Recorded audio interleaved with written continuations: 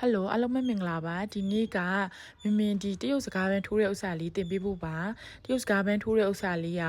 လွယ်လားဆိုတော့လွယ်တယ်ခက်လားဆိုတော့လည်းနည်းနည်းလေးတော့ခက်ပါတယ်အဲ့တော့တစ်ချက်လောက်လိုက်ကြည့်ပေးပါဦးနော်အဆုံးအဆက်လေးတစ်ခုချပြီးသွားဆိုလို့ရှိရင်သူကစစ်ကြပုံစံလေးအရင်စဆွဲမယ်ဒါပထမအဆင့်ပေါ့နော်နံပါတ်1ကတရားဆွဲမယ်ဆွဲပြီးသွားဆိုလို့ရှိရင်အမတို့စစ်ကြပုံစံလေးဆိုတာဒီလိုကွေးလေးအမားတို့ခါတိုင်းပြောနေကြဘာလဲဆိုလို့ရှိရင်ကွင်းစားကွင်းပိတ်ပေါ့နော်ဘာဖြစ်လို့အမားကွင်းစားကွင်းပိတ်ပြောရလဲဆိုတော့ပုံဆွဲလိုက်ပန်းဆွဲလိုက်လို့ပြောရင်မလုတ်တက်ကြလို့အဲ့ကွင်းစားကွင်းပိတ်လောက်ကတော့လူတိုင်းလုတ်တက်တယ်ဆိုတော့ပုံဆွဲတာလည်းလူတိုင်းဆွဲနိုင်တယ်တေချာလေးလိုက်ဆွဲရင်တော့ဆွဲနိုင်တယ်ဒီကွင်းစားကွင်းပိတ်လေးတွေကိုအမားတို့ဆက်ပြီးဆွဲသွားမှာဒါပေမဲ့အဲ့ဒါကိုလည်းသူ့ကိုဒီဘက်ချမ်းပါလေဒီလိုမျိုးလေးပဲပြန်ဆွဲမယ်သူ့ရဲ့ဒီနေရာလောက်ပေါ့အမားတို့ဒီလိုလေးမှတ်လိုက်မယ်ပေါ့နော်1 2 3 4 5ပေါ့နော်ဒီလိုနေရာလေးမှတ်လိုက်ပြောဆိုအဲ့ကွင်းစားကွင်းပိတ်ကလေးကလည်းဒီဘက်ကိုကွေးလေးစစ်ကြပုံစံမျိုးလေးလာဆွဲမှာကွင်းစားကွင်းပိတ်တစ်ခုဆွဲမယ်နောက်တနေရာကိုလည်းဒီလိုလေးပဲအမားတို့လိုလေးလိုက်ပြန်ဆွဲမယ်ပေါ့နော်ဆိုတော့လှည့်ခြင်းလည်းရတယ်ဒီဟာကိုလှည့်ခြင်းလည်းရတယ်ဘာဖြစ်လို့လှည့်ခြင်းလည်းရတယ်လို့ပြောရလဲဆိုတော့တချို့လူကကြတော့တစ်ဖက်တည်းကိုပဲအရန်အားဆိုင်ပြီးဆွဲရခက်လို့မို့လို့ဒီဟာကိုလှည့်လို့ရတယ်ဆိုတိုက်တလောက်လှည့်ပေါ့နော်ဘာမှမလှည့်ရဘူးလို့ဘယ်သူမှသတ်မှတ်ထားတာမရှိဘူးပေါ့နော်အဲ့ဆိုကိုကြိုက်တယ်လို့ကိုလဲတင်တယ်လို့အဆင်ပြေတယ်လို့ဆွဲလို့ရတယ်အဓိကပုံထွက်လှဖို့ပဲပုံထွက်ကလေးလှနေရင်အဆင်ပြေပေါ့နော်အဲ့ဆိုခါကျအမားတို့ဒီလိုလေးနောက်တစ်ခုလည်းဒီလိုလေးဆိုတော့စစ်ကြပုံစံလေးအမားတို့ဒီမှာဆွဲချလိုက်မယ်ပေါ့နော်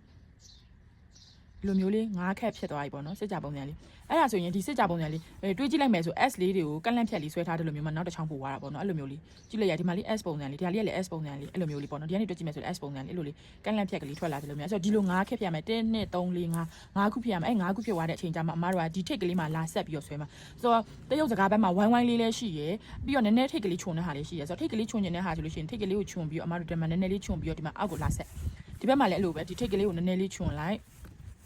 နောက်တစ်ဖက်မှာလည်းအဲ့လိုနည်းနည်းလေးခြုံလိုက်ခြုံပြီးရရင်ဒီမှာလာဆက်မဒီလိုလေးနော်သူ့မှာလည်းအဲ့လိုပဲနည်းနည်းလေးခြုံမယ်ဒီမှာဒီလိုလေးလာပြီးတော့ဆက်မယ်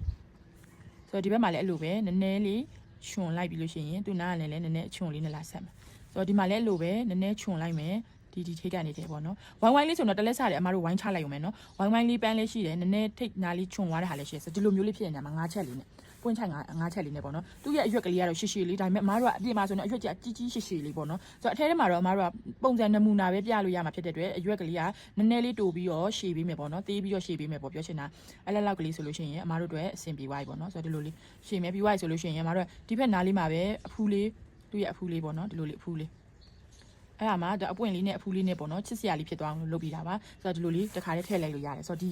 ခေါင်းစီကျုံးမှာအတွက်ကိုပန်းပွင့်ရဒီလိုလေးခေါင်းစီလိုက်ပြီဆိုဒီလိုလေးတစ်ခုဖြစ်သွားမှာပေါ်သွားမယ်ပေါ့နော်အဲ့ဒါဘာလေးလိုမလဲဆိုရင်ချီဖြူရောင်လေးလိုမယ်ပြီးသွားပြီဆိုလို့ရှိရင်ဒီလိုမျိုးအဝါရောင်လေးလိုမယ်အဝါလိမ္မော်ရောင်လေးပေါ့နော်ဝါရောင်လေးလိုမယ်ပြီးသွားပြီဆိုလို့ရှိရင်အရွက်လေးထိုးဖို့အတွက်ကိုဒီလိုစိမ့်စိမ့်လေးလိုမယ်ပေါ့နော်အရွက်လေးထိုးဖို့အတွက်စိမ့်စိမ့်လေးလိုမယ်အဲ့ဒါပဲအဓိက main လိုတာကဒီ3ရောင်လိုမယ်ပေါ့နော်ဆိုတော့အဖြူရောင်အရင်ဆုံ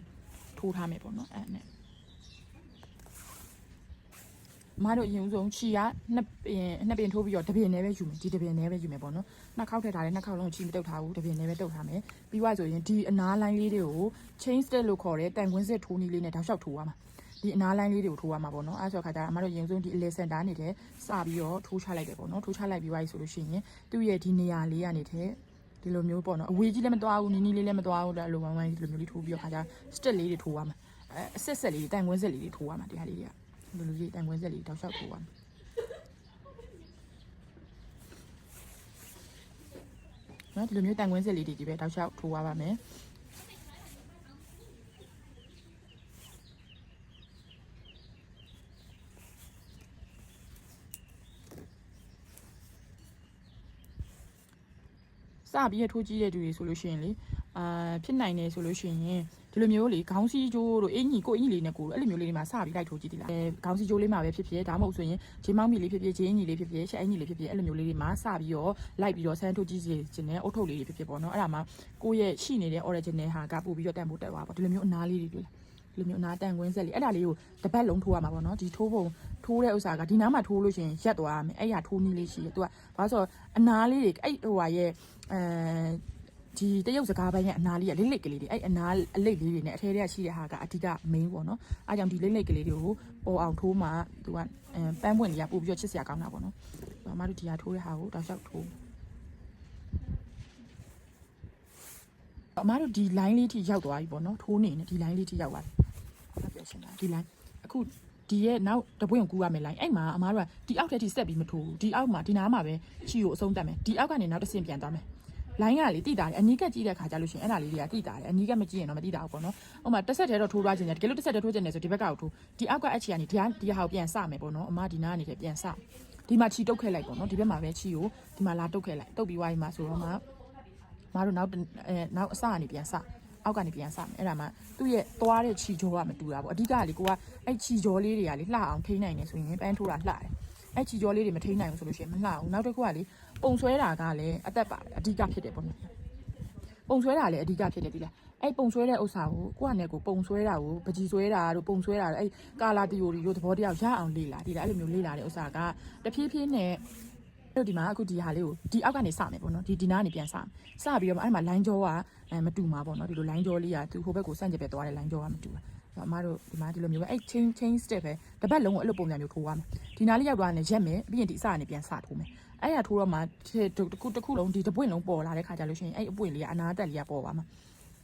တော့သွားတာ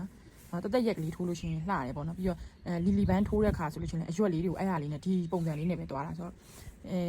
ဒီလိုမျိုးထိုးချက်လေးတစ်ခုတည်ပြီဆိုလို့ရှိရင်လည်းအများကြီးသုံးလို့ရတယ်ပေါ့နော်တောက်လျှောက်ဒါလေးကိုကြီးချအောင်ဒီလိုဒီမှာလေး line ချောင်းလေးအဲ့ဆိုတော့ဒီအပွင့်ဖက်လေးကဒီလိုလေးသွားတယ်ဆိုတော့တပွင့်လုံးပြီးသွားလို့ရှိရင်ပေါ်သွားလိမ့်မယ်ဆိုတော့အမားတို့ဒီမှာဒီ line လေးကိုဒီလိုမျိုးအနာတက်လေးအထိအဆုံးတက်မယ်ဒီမျိုးလေး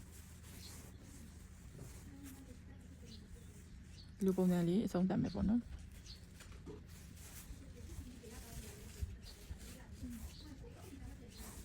အဆုံးတက်ပြီးတော့မှအမားတို့ဒီအလေတွေကနေထဲနည်းနည်းအက်သေးရလေးနဲ့အက်ဆိုင်သေးရလေးနဲ့ပေါ့နော်ပြန်ပြီးတော့လေကနေပြန်ထိုးမယ်ပေါ့နော်ဆိုတော့အမဒီမှာဒါအဆုံးတက်လိုက်ပြီပေါ့နော်ဒီပန်းပွင့်ရဲ့အနာလေးကိုအရင်ဆုံးအဆုံးတက်လိုက်ပြီပေါ့နော်ဒီမျိုးပန်းပွင့်လေးတစ်ခုလုံးဒီအနာတက်လေးတွေကိုခုဒီမှာဒီ line ကနေဒီလိုလေးသွားထားတာဒီလိုလေးသွားထားတာအဲ့ဒါ line လေးအဲ့မှာအမားတို့ကဒီထဲတဲ့လမ်းချောင်းလေးတွေကိုဟိုဟာအက်ဆိုင်သေးရလေးနဲ့လုပ်မှာပေါ့နော်ပြန်နဲ့ဘာချီနဲ့ထိုးလဲပဲမေးရဒါမက်ကော်တွန်နွားတစ်စိမ့်နဲ့မက်ကော်တွန်နော်အဲ့နွားတစ်စိမ့်ကိုလည်းခဏပြောနေရတယ်မက်ကော်တွန်ဆိုတာကြီးပဲဒီဟာကိုလည်းအဲ့ဒါထိုးလို့ရတယ်အဲ့ဒါဆက်ဆိုင်မှာအလွယ်တကူဝယ်လို့ရတယ်ပေါ့နော်ဒီမှာလေဒီလိုမျိုးနွားတစ်စိမ့်လေးနဲ့ဒီလားတတိမရဆိုရှင်တို့တငယ်ချင်းတွေမှတ်ထားလိုက်အမှနွားတစ်စိမ့်နဲ့မက်ကော်တွန်ထိုးလို့ရတယ်အဲ့ဆိုဒီမှာအမားတို့ကတချောင်းချင်းစီအဲ့လိုမျိုးဒီဘက်နဲ့ဟိုဘက်နဲ့ကိုတချောင်းချင်းစီဒီလိုမျိုးလေးပြန်သွားမှာလိုလေးပြန်ဖြည့်မှာစိတ်ရှည်လေးဖြည့်ရတယ်ဒါလေးကကြတော့လေစိတ်ရှည်လေးတကယ်လို့မဟုတ်ဘူးဆိုလို့ရှိရင်ဒီတစ်ပတ်လဲလုံးထိုးချလိုက်လဲရတယ်ဒီတစ်ပတ်လဲလုံးဒီပုံစံလေးထိုးချလိုက်လဲရတယ်ပြီးတော့မှအလဲကနေတဲ့အမားတို့ဟိုဟာထည့်ရပါတော့ဗာလဲချီဝါရောင်လေးထည့်ရပါတော့အခုဒီဟာကတော့ဒီလိုစိတ်ရှည်လေးပဲဟိုဘက်ဒီဘက်အဲ့လိုမျိုးလေးပဲအမားတို့ဒီချီတမြင်နဲ့ပေါ့နော်အဲ့ဒါလေးနဲ့တောက်လျှောက်ကလေးထည့်သွားလို့ရှိရင်ရသွားပြီဒီလားရင်ထိုးပြီးသွားပြီဆိုလို့ရှိရင်တစ်ထည်လုံးပြည့်အောင်ထိုးမှာပေါ့ sorry ဒီတစ်ခုလုံးပြည့်အောင်အဲ့လိုမျိုးလေးလိုက်ထိုးမှာပေါ့နော်အဲ့လိုမျိုးလေးထိုးပြီးသွားတဲ့အခါကျမှအဲ့အလဲတဲ့အဆက်အဝါလေးဖြည့်ဆိုတော့တပွင့်လေးရဖို့တော်တော်စိတ်ရှည်ရတယ်ပေါ့နော်ဒါလေးက